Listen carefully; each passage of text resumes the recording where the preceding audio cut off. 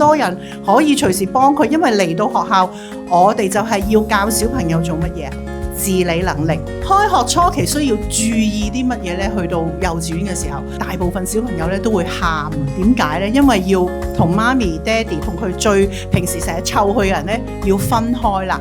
小朋友一返學咧，我哋覺得爸爸媽媽要準備，小朋友都要開始做好準備嘅。譬如可能要做一啲分離嘅準備啦，即係可能每一日幾點鐘要返學啊，要可以話聲俾佢聽。同埋每一個小朋友咧個別差異都唔同，唔需要話去睇人哋嘅小朋友或者同你自己嘅小朋友，佢哋適應嘅程序都會唔同嘅，時間上面都唔同。最緊要就係小朋友一定要好精神。係啊，翻嚟 Victoria Paper，我哋咧係要，我哋啲導師都係全部專業，係成日提醒家長啊，你俾小朋友自己做啦，係啦，你見到佢切唔到，你都要俾佢嘗。